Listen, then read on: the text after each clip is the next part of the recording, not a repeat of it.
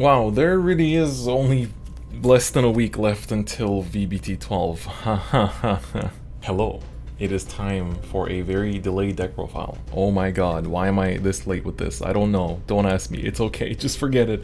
Anyway, welcome. Today we're going to be taking a look at my standard Victor deck profile. I can already tell you, I think, from what I've seen at least online, this is going to be a little bit different.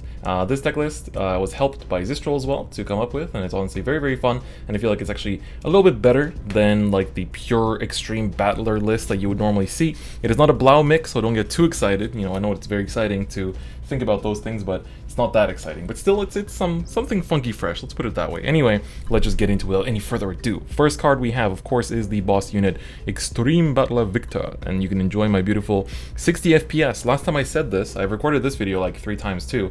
Last time I said this, my computer decided to just go crazy, so yeah, hopefully this is actually beautiful 60 FPS. Anyway, when you ride my boy Victor, you get to look at the top 7 cards of your deck and find a grade 2 or less Extreme Battler, call it, and shuffle your deck. So this is a pretty cool skill. Of course, he cannot call himself, but he can call grade 2 or lower Extreme Battlers, which we don't run that many of in this deck, but the ones that we do run, we are very happy to hit. So for that reason alone, it's very good. And then, of course, his second skill is also very important. Vanguard Circle, when he attacks, you combos 1 soul blast 1, jump to one of your rearguards and stand it. And if that rearguard is stood 2 or more times by a card's ability this turn, then he gets an extra drive, which is really important because Victor gains no power on his own. So you have to really just make sure you get that extra drive for it to actually pay off, basically, because, you know, it's a counter blast and a soul blast for just a stand otherwise, which is not that great, let's just put it that way. So yeah, we definitely want to be targeting things that have stood already at least once this turn.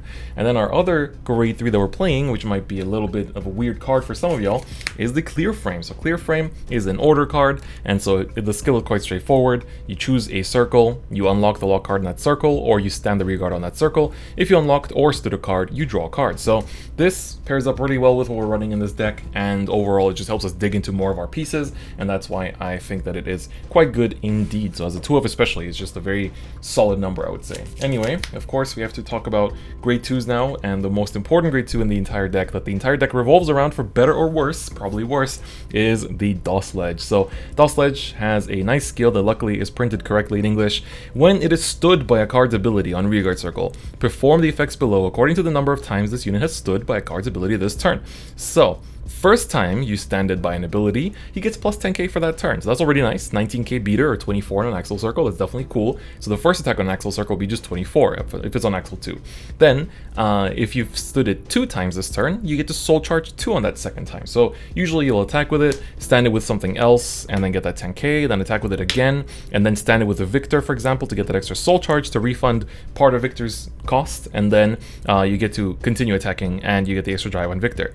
And then finally, the third time or more that you stand him, he gets another plus 10k, and then your opponent cannot call Sentinels from their hand to Guardian Circle during that battle that this unit attacked. So it says 3 times, so if you keep restanding him, he won't keep gaining that 10k. It's just like he only gains 10k twice, as you can see, but that Sentinel restrict stays for the turn. So that is, you know, because it's like for the battle that he attacked. So of course that is very, very good, and it's until end of turn. So yeah, very good card overall, but makes the deck a little bit too reliant on him. So if you don't draw into Dosledge, it's actually quite painful, which is quite unfortunate, but you know, there's not much that you can do about it. Then we have our optimal ride target, which is Cool Hank. He is pretty cool. So when you ride him on Vanguard Circle, when his deck hits anything, Soul Blast 1, draw a card. So this, of course, can hit Vanguard, can also hit rearguard. So sometimes if you're playing against like a Luard or something and they're going first, they're in 10k base, but they called a grade 1 or something early, you know, because they do, you get to just swing at that, and then if you can kill it, then Soul Blast 1 and draw a card, which is nice. His other skill, which is the main one, is once per turn when he attacks, discard a card to stand another rearguard. So we usually have cards to discard, like sometimes you have like another, like you just have 2 clear frames or something in your hand that you don't need, or like a grade 2 or something you don't need, so you can just kind of drop that for his skill 2 to restand your, of course, Dosledge. There's really nothing else that you can focus on restanding in this deck, which is also kind of its weak point.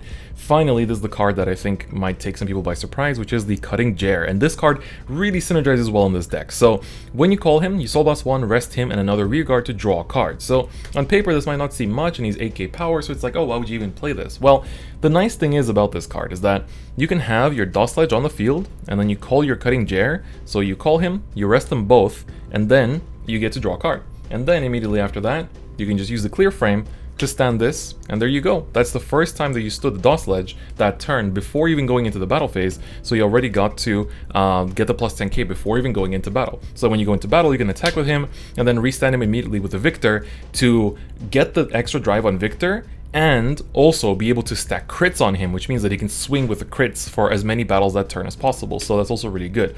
But on top of that, this card's usability goes even further than that, but we got to get into the grade 1s for that discussion to actually happen. So let me just keep one Dosledge on the side so I can keep explaining this. Alright, so another card that will help our Dosledge keep restanding and keep winning games is of course the Gun. I love this card's name. He's an extreme battler, so you can find him off of the top 7 from Victor, as well as Dosledge of course is also an extreme battler. So his skill is very simple. Once per turn, when he attacks, if you have a Vanguard with Victor in his card name on rearguard circle, well, your Vanguard has to be Victor, but he has to be on rearguard circle, Soul Blast 1 to stand the rearguard, and he gains plus 5k. So he's a 13k attacker, which is pretty good, and you know, very straightforward, very nice, and just, you know, a good card overall. Really just a great card. I can't really ask for much else. But this is the card that helps our deck go even further beyond, which is the Unknown Adamski. So Unknown Adamski, you might have forgotten him because he isn't unknown, but he's a very cool Adamski. So when placed on rearguard circle, count +1, stand one of your other rearguards and attack your opponent's Vanguard with a unit. At the end of the battle, if that attack did not hit, you stand that unit. So this is again a Dosledge synergy card. So you basically, even if your Dosledge is just standing on rearguard circle, you can call this and count +1 to force an attack. And then if it doesn't hit, then you can restand him. If it does hit, well, our good buddy Clear Frame comes back and you can just restand him here. But then on top of that, what you can also do is, for example, we come back to our boy, the Cutting Jar. So Cutting Jar here, you can first, you know, do the skill, and then you can call the Unknown Adamski to count +1 and restand this and instantly attack. And then if it doesn't hit, so this already stood once now, because this is the first time it stands by an effect, and it's by the effect of Adamski. So in the main phase, it's standing for the first time, and doesn't say this has to be stood in the battle phase or anything. So even if you stand it in the main phase with Adamski, he's going to swing with 19 all of a sudden, or 24. And there, if he doesn't hit, then you can still restand him, and then there he will actually proc the Soul Charge 1 on top of that. So it's really, really nice to get those kind of effects off in the main phase, because you can just basically do all that kind of stuff without even going into battle yet, which is obviously really, really nice. So Adamski definitely carries this deck quite a bit as well, so I definitely like to play him as a 4-of. I think he's very, very important for that sole reason. And then, of course, our final extreme battler is the Arashid. Arashid is your grade 3 searcher. He will help us find Victor, who is very important to win in this deck. On top of that, you can also find Clear Frame with this, which is also really nice, and so just good overall. You can drop some unnecessary pieces. If you have like too many of the Cutting Jar or anything like that, you can also drop it for him, and he will always be like a 13k booster, because you are restanding stuff like every turn once you hit grade 3, so he will be a 13k booster when it counts. And especially for Vanguard, which is only swinging for 12, that 13k boost to hit it to 25 will be very important. And our final grade 1, which I think a lot of you might be expecting already, is the Screaming and Dancing Announcer Shout. So Shout is a really good card, purely because, if you don't know what he does, is he basically says that you rest him, and then you and your opponent check the top cards of your deck. If the grades are different, the fighter that revealed the higher grade draws it, and then the fighter who revealed the lower grade soul charges it. If the grades are the same, both players draw the card that they revealed. So this is really cool, because if you get to draw the card, it's cool because it's a combo piece most likely. If you get to soul charge it, that's also good, because if you didn't notice, we are soul blasting for Victor basically every turn. And on top of that, you also have to Soul Blast for the Cutting Jar, and if you use Cool Hank on the Vanguard circle, you're also Soul Blasting. So there's actually, and Gunbutter can also Soul Blast, so there's actually quite a lot of Soul Blasting happening in this deck, and the only Soul Charge otherwise is your Victor. So you actually, or not your Victor, but your Dosledge actually. So for that reason alone, it's actually quite fine. Even if you give your opponent the draw and use Soul Charge, it's still fine, because, you know, with Dosledge, even if they draw a bunch, if they didn't draw Sentinel, you know, a Sentinel against his Sentinel Restrict, when he has like a crit on him or something, they're going to be screwed anyway. So Shout definitely helps the deck a lot in my opinion, and it's a good 3-of to round out the deck. So overall, just very nice. I think the grade 1s are very cohesive and help us to achieve victory through what they do. And then for triggers, so yeah, I'm gonna just go ahead and put that down so you guys already know what we're all about.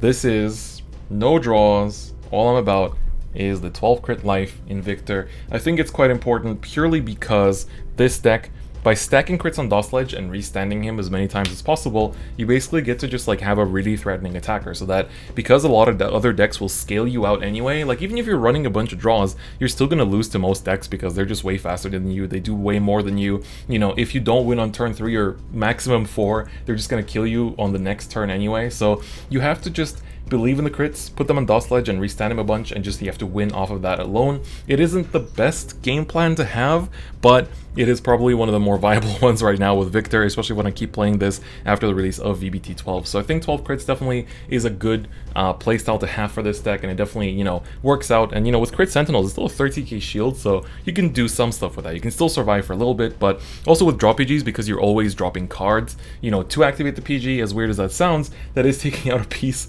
of your combo out of your hand. So of course, if you can keep just putting down cards, putting down combo pieces, you know, having the right cards to do Dosledge and restand and all that kind of stuff, it will be better for you. So yeah, I think 12 crit is good, 12 crit is nice, and it will help you achieve victory faster. And hey, V for victory, V for Victor. Am I right, guys?